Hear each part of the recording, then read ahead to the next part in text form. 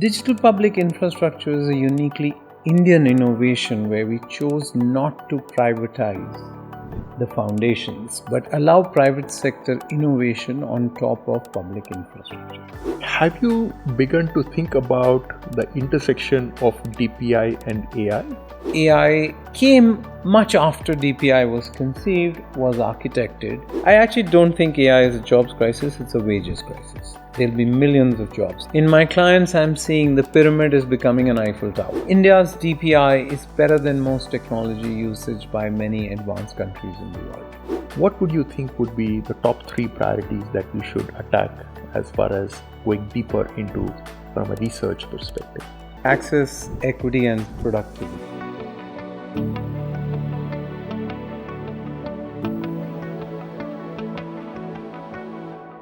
Namaskar and welcome to Parisila Perspectives, our new podcast series. Parisila in Hindi means to study or to examine, and this name is also born by our address in Delhi. Today we are going to discuss digital public infrastructure and AI and how the combination of the two leads us to Viksit Bharat by 2047.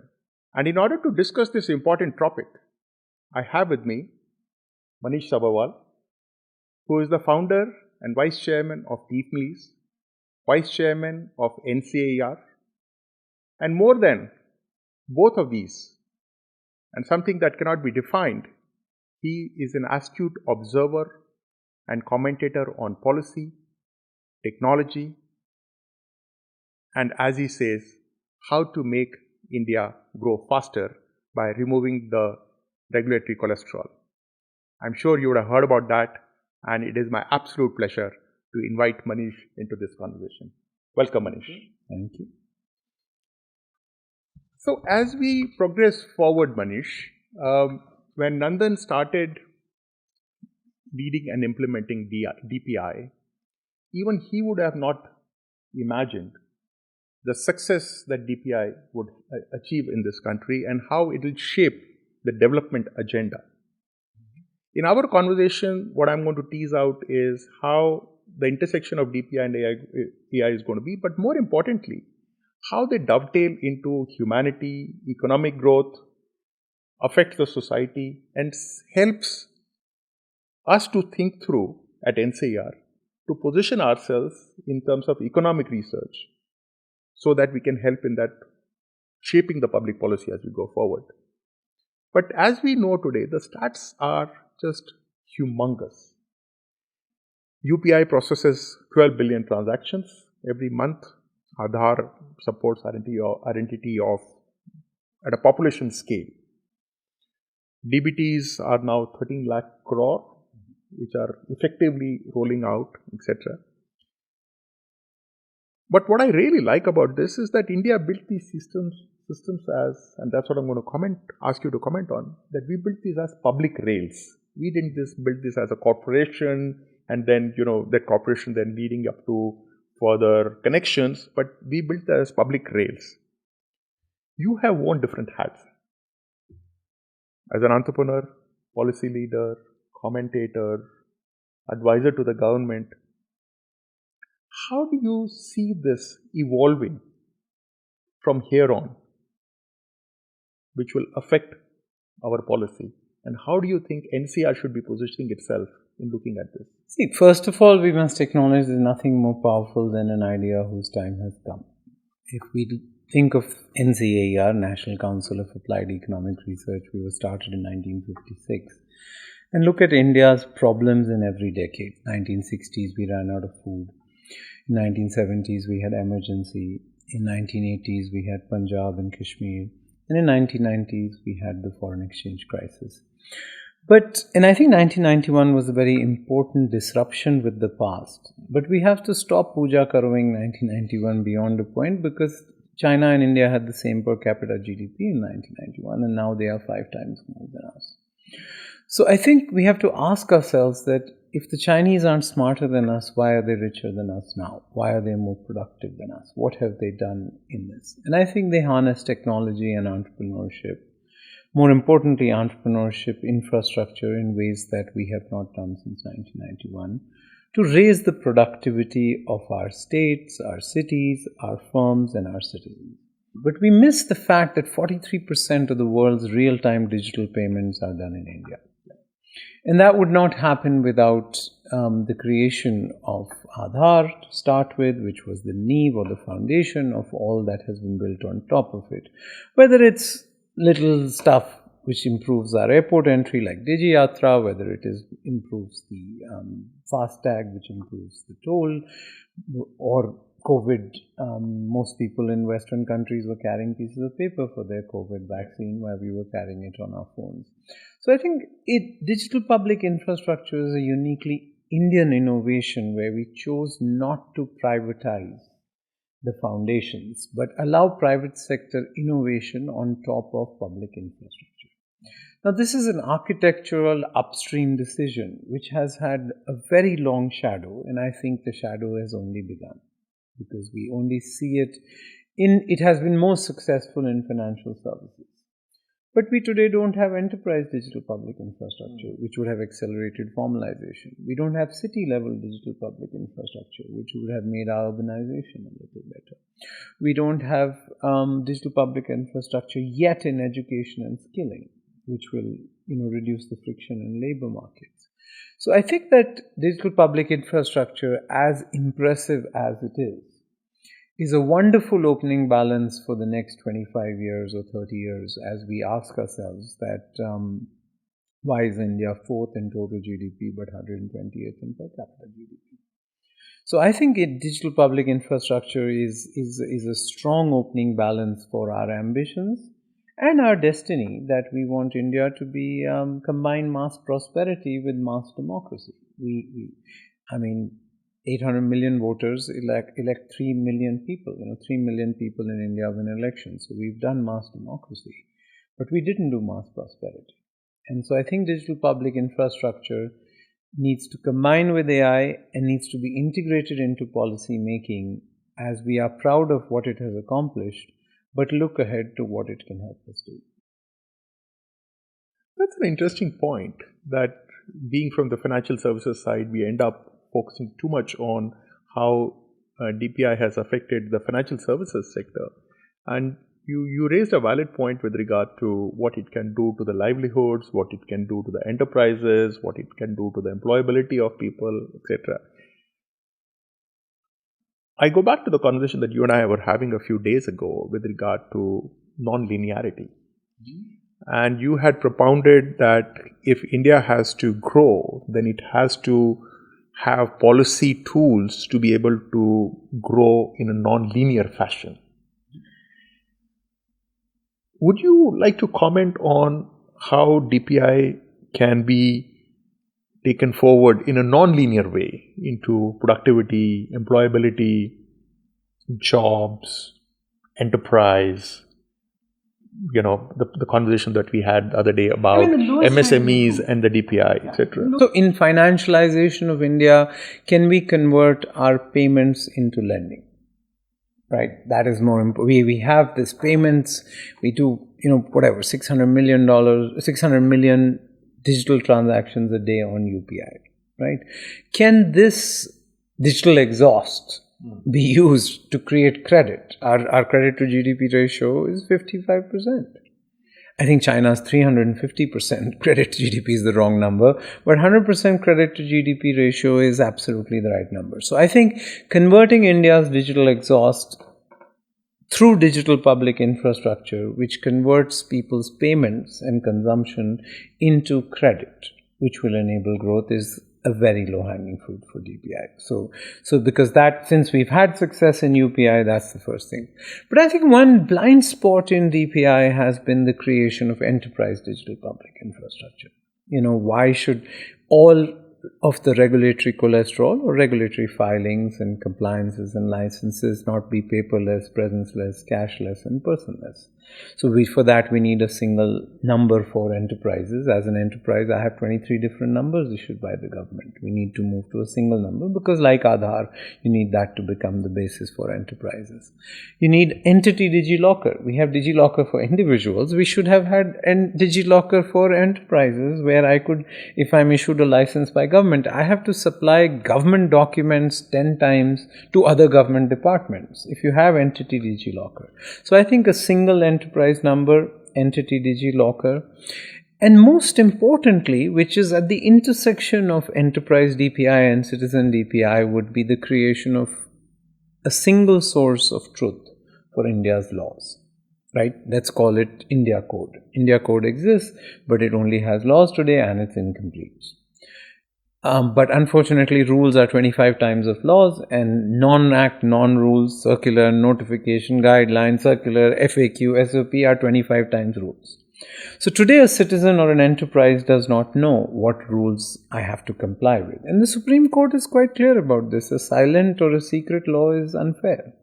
So I think we have to think about digital public infrastructure, at least in the short run for enterprises, as a single source of truth of all compliances that I have to do, as a single enterprise number and an entity DigiLocker, which will substantially reduce this angst about India among our domestic entrepreneurs and global investors as a difficult place to do business.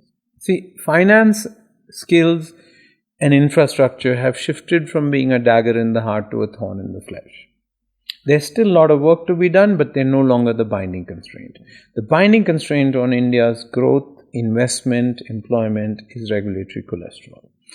And while there will be deregulation initiatives, and a lot has been done, the Jan Vishwas bill combined with Labour Code have got rid of 11,000 ways to go to jail. But I think that using DPI, which is a wonderful technology invented by India practically for enterprises, would also go a long way in making ourselves a fertile habitat for job creation for small employers. See, large employers like us have 160 guys in regulatory affairs. Their only job is taking care of the cholesterol. But a small entrepreneur can't afford that.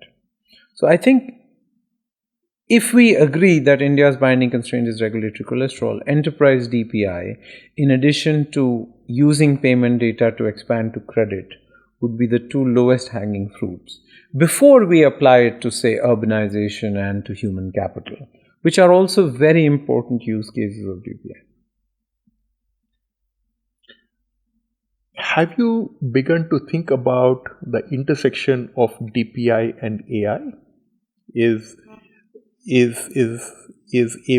AI now? When DPI was conceived, there was no AI in the horizon. But India perhaps is in that unique position that it has a massive amount of structure which enables so much of data being generated. And the whole conversation in the Western world is about the chips and the frontier models, etc. And we have had our chairman Nandan speak a few times that it is not so much about the frontier models, whereas how the AI gets used or diffused across the multiple streams that will put India onto the growth path. But all gets underpinned by the success that we have had at DPI. As an astute observer and a commentator, would you want to take a shot at how the two are going to intersect? See, I think AI, it's still too early to talk about the AI impact on labor markets because we are good at predicting which jobs get destroyed. We are not that good at predicting which jobs get created. So I think I still haven't made up my mind about the net impact. Is this COVID for human beings or is this like antibiotics which changed our lives forever, right? It could be COVID and it could be COVID on steroids, then we've had it. And then it's a public finance problem because if people can't get jobs, if people can't get wages, I actually don't think AI is a jobs crisis, it's a wages crisis. There'll be millions of jobs. See, we're seeing, in my clients, I'm seeing the pyramid is becoming an Eiffel Tower. They're basically just lots of jobs at the bottom, which will get paid a very small amount. And then the top people are so much more productive than they used to be.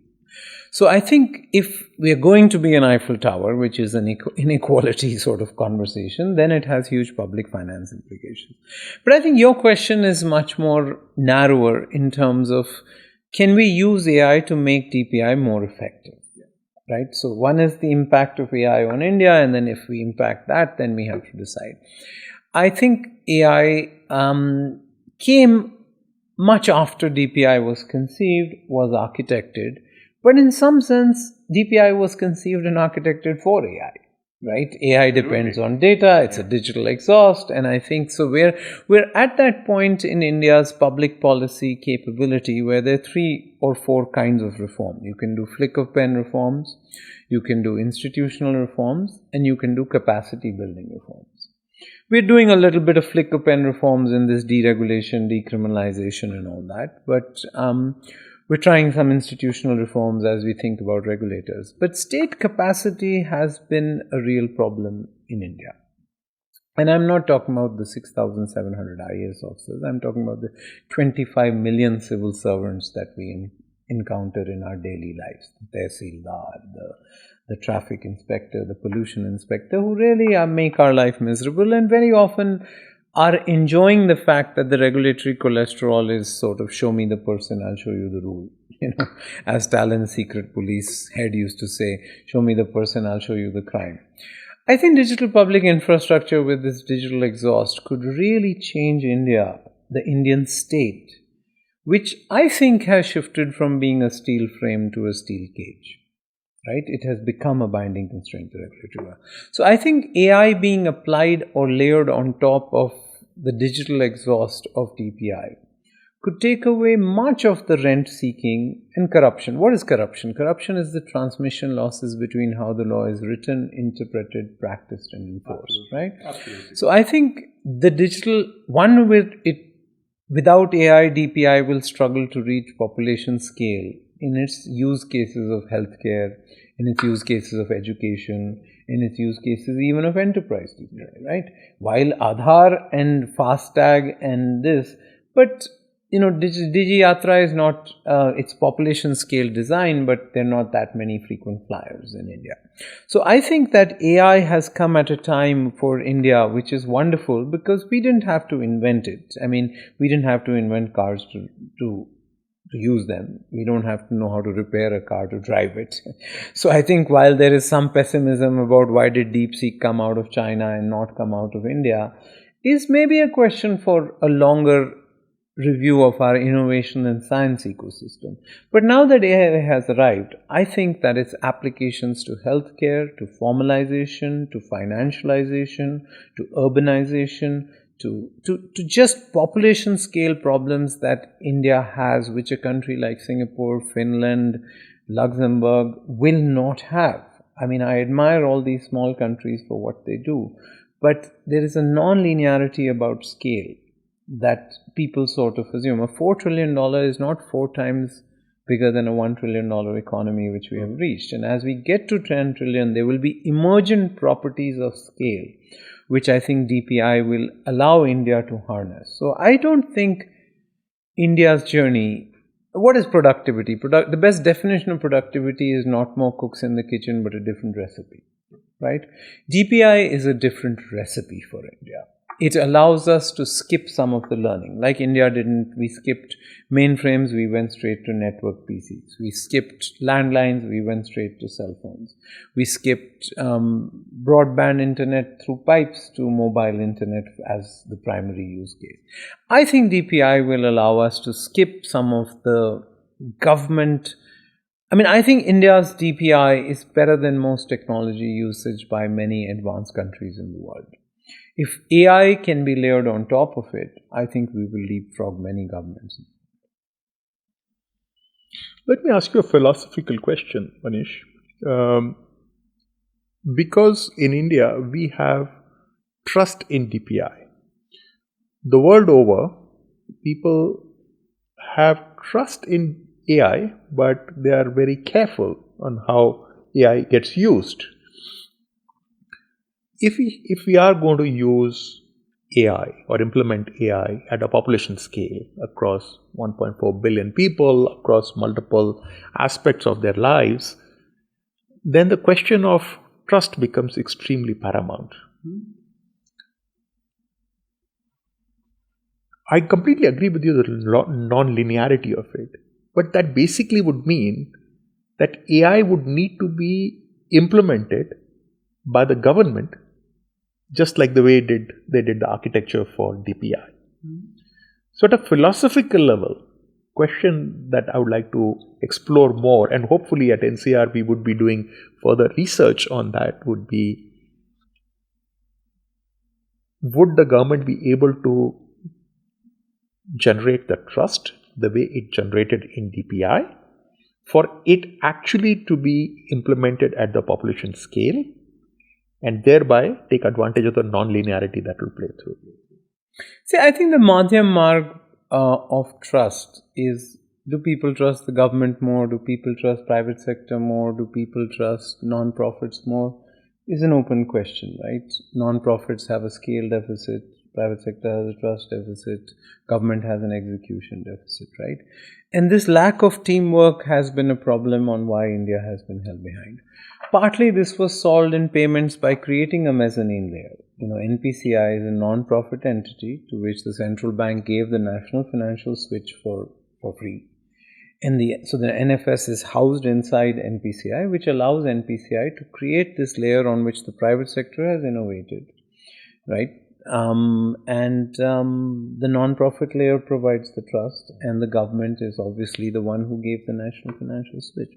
So I think it's a very sophisticated architecture that has tackled many of the problems you see, because while the government has an execution deficit, it's companies like PhonePe that are innovating on top of the non-profit platform. I think NPCI is owned by banks and financial players, while the government is also a shareholder, but it doesn't run like Air India used to run, or Ashok ITDC is run, or things like that, right? So I think that it's not a PSU in the traditional way that it has been run. It has governance, it has accountability, it has customers, it thinks of service, right? So my sense is that trust will be in the architecture that we adopt. But in some sense, the suspicion of government infrastructure that an American would have is not instinctive to Indians. And that trust has been increased a little bit with just the delight of customer experience that UPI has provided. So I think we stand on the shoulders of giants, the next generation of DPI, because DigiYatra has been delightful, because FASTag has been delightful, and UPI has been delightful. And we haven't had the kind of catastrophes that people predicted with Aadhaar misuse. Or the privacy issues which people spoke about. Authentication. There were many people, many banks, fought to OTP/two-factor authentication in digital payments.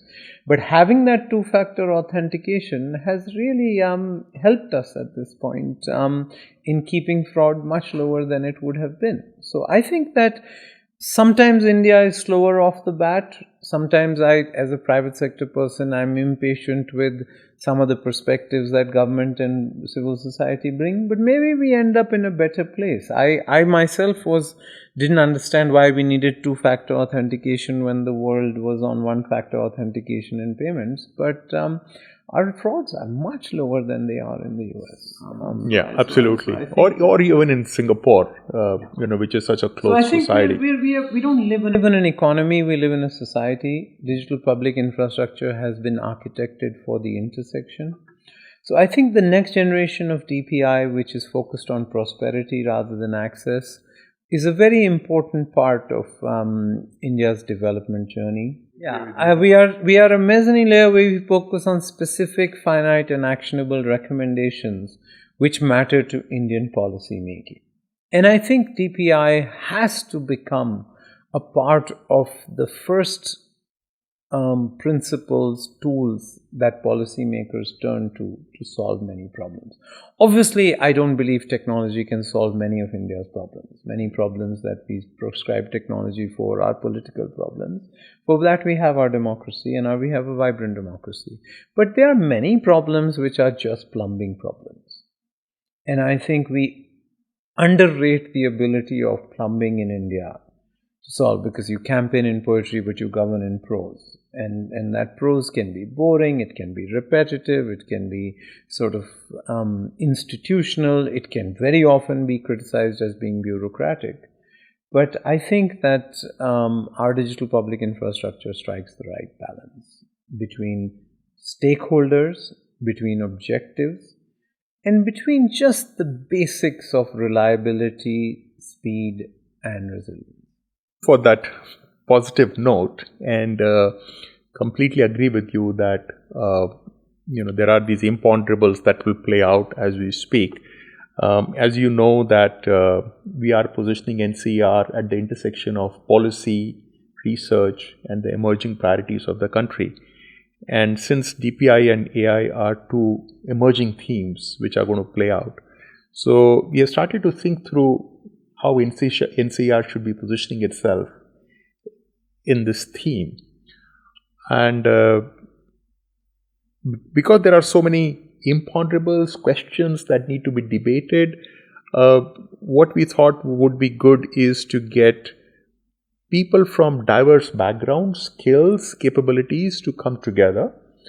And on the 5th and the 6th of June, we are going to have people who are international researchers with background varying from artificial intelligence to DPI to the softer aspects of how technology and humanity intersects. And then domestic researchers, policymakers, some young fellows coming together to churn through some of these things, and do hope that the points that you are making go into that pot that we churn to come up with ideas that then help us do further research and refine on this going forward. See, I think the world is up for reinvention at the intersection of AI and DPI. We are in unfamiliar territory and uncharted territory. We have to be humble enough to recognize we don't understand the second or third order consequences of AI yet.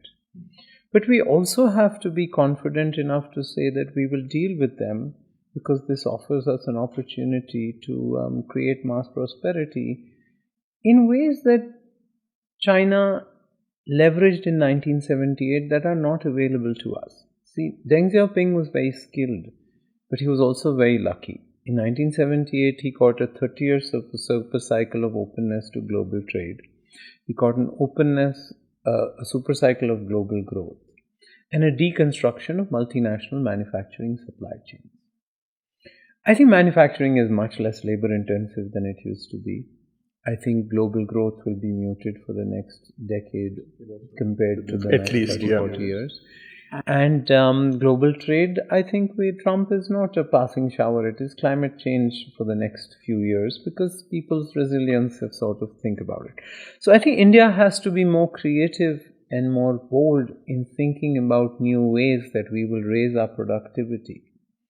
And what Danny Roderick calls premature deindustrialization has been a sort of reality for many countries. I think India's labor force in manufacturing will go up from its 10% to 18% or 20%. But we will not go to the 33, 35, 48% which Western countries had in manufacturing at the peak of their prosperity. So I think DPI, human capital, AI, all these businesses all these tools are sort of going to spawn businesses which will do our farm to non-farm transition, while China simply did it to manufacturing. Because you have looked at multiple industries now, wearing your TeamLease hat, right? You have exposure to multiple industries. And one of the things that gets spoken about is that India missed the manufacturing bus. Now, with the advent of AI and the structure of DPI that we have, would you have some out-of-the-box thoughts on how the two could help us in leapfrogging manufacturing? I mean, I can understand thoughts around people, productivity, labor, etc. So, I think AI will not impact two people. It will help two people, and it will hurt one kind of people. It will help people at the bottom who work with their hands and legs, and it will help people at the top who perform extreme cognitive functions. It will be big challenge for the people in the middle, right? Organizations will move from being pyramids to being Eiffel Towers, where you'll have lots of people, which means that AI is more of a wages problem than a jobs problem. Now, extreme cognitive functions are often confused with people doing accounting or people doing some contract law or doing internal audit. Those are not extreme cognitive functions. Those are rule-based functions. Extreme cognitive functions are heuristic-based. They are people who need to have a sense of history, because experience is where the past resides, but uncertainty is lurking at the future. So it is about judgment. It is about political intelligence. It is about conversational intelligence. It is about serendipity intelligence. It is about pattern recognition. So my sense is extreme cognitive functions are going to become much more valuable than they were, which means soft skills will become more valuable than hard skills. Problem we have is soft skills are not taught, they are caught, right? So how do you create an educational system that teaches the extreme cognitive functions? Because we have an unfair advantage at being human. We don't have an unfair advantage at being a computer.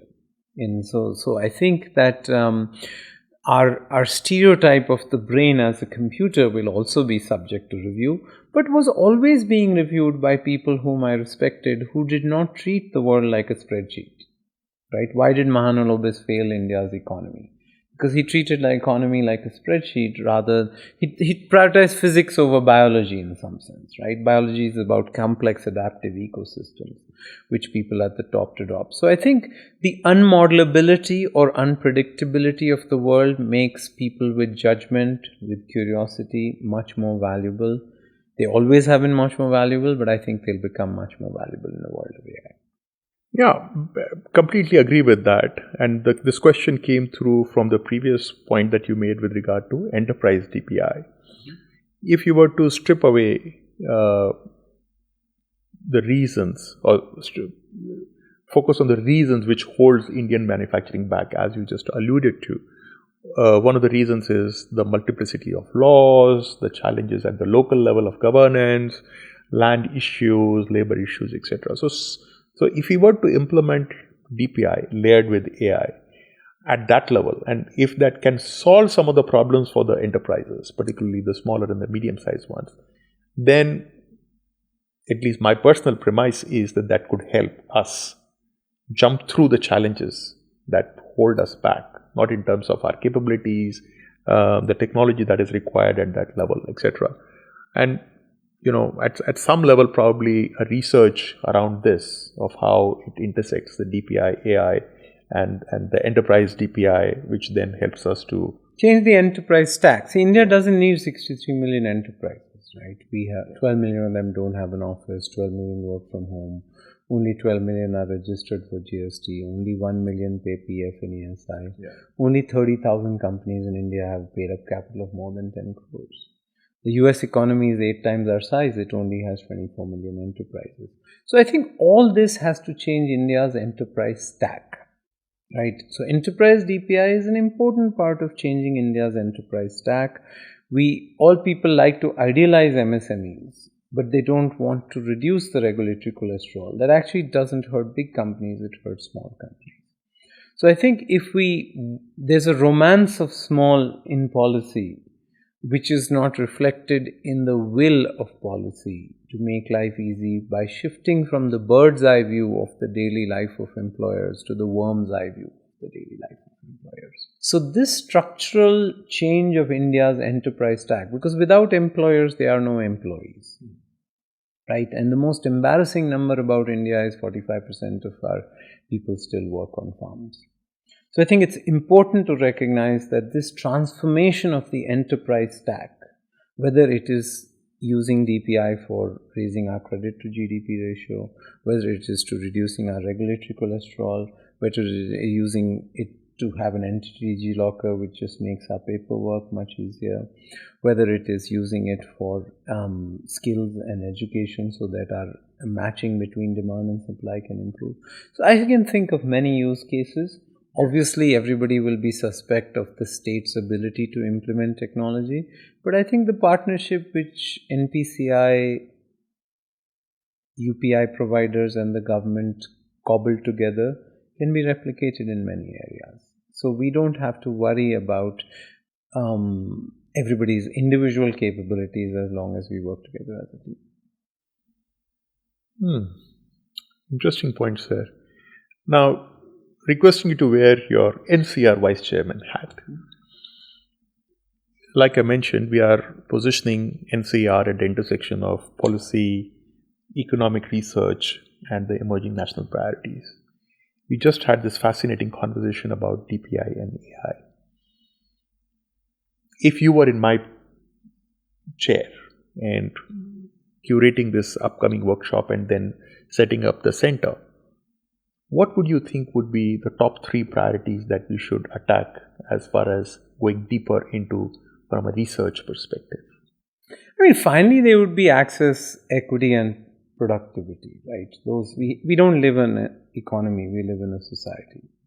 India is a horribly unequal society, right? The 2 most important decisions a child in India makes are to choose your parents and your PIN code wisely. The 2 most important decisions a shareholder chooses are obviously your regulatory contacts and your policy contacts. I would say we have to get rid of that access, right? So access is very important. I think as a democracy, equity is very important. We have to figure out how to improve the infrastructure of opportunity. At least we don't want equality of outcomes, but we want equality of opportunity.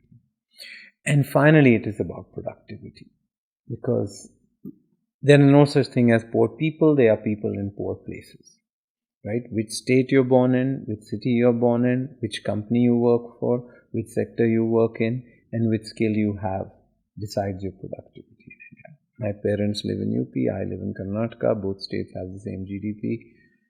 Karnataka does it with 1/5 the number of people in UP. If everybody in India lived in Bangalore, India's GDP would be more than China's. Right? If everybody in India worked in IT, we would be richer than the US. But 45% of India works on farms, right? And obviously, if everybody worked in our bigger firms, the economy would be 29 times more productive than our smaller firms. So I think framing our research and economic agenda is just a mirror of our national agenda. Right? India did 2 reckless experiments in 1947. The political one has worked out, the economic one has not worked out. We have delivered mass democracy, we haven't delivered mass prosperity. And mass prosperity is about access, it is about equality, and it is about productivity. So I think in my mind, this agenda for DPI is a subset of India's prosperity agenda. It is a prospect of us we missed our tryst with destiny. Our next tryst with destiny is adding mass prosperity to mass democracy. We accomplished our tryst with destiny because no country before us, as poor as us, as linguistically diverse as us, as religiously diverse as us, had first given a right to vote to everybody else. Right? We were the first country to give a right to vote. So some women in Switzerland got to vote in 1972. Yeah. So I think the agenda for DPI is the agenda for India, which is access, equity, and prosperity and productivity, which will lead to mass prosperity, which will just make India, we're an ancient civilization finding our modern voice. But we need hard power as much as we need soft power, right? And that's hard power requires us to be a per capita income of 12,000. I think it's important for India to recognize China has had much more leverage in the US trade negotiations because they're the factory to the world and their GDP is 5 times more than us. Many economic decisions after 1947 made us weaker than we should. And as Ramdhari Singh Dinkar says, Shama shobhati us bhujang ko jiske paas garal ho. Only snakes with venom can be kind, benevolent, and generous. Essentially, only the strong have the ability to take care of their citizens, of their weak, and of be benevolent. So I think it's important for India to make ourselves stronger. On that positive note, Manish, thank you for your lovely thoughts. As always, very, very insightful. And we covered a wide variety of topics here, but what really stands out is the framework that you gave of how NCAER could look at framing its research across other things, but certainly in the area of DPI and AI around access, equity, and productivity. We are anyway going to have a much deeper discussion on this on the 5th and 6th of June, and we're going to have diverse set of people discuss this thing over. You may consider adding state capacity to that, but that is something that we will discuss. Maybe equity and access are the same thing, so it could be state capacity, access, and productivity. But this is the point of your conference is to churn and have these ideas debated. Absolutely. And it just gives us a good frame of reference to start to have those discussions. And, while this is just the inaugural podcast of Parisila Perspectives, and I'm really thankful for Manish to have given his time and thoughts on this important topic. But once we go through this conference and we reposition NCAER at the intersection of economic research policies and the emerging national priorities, there'll be more conversations that we would like to have with you. Till then, thank you so much. And Manish, thank you for your time. Thank you. Namaskar.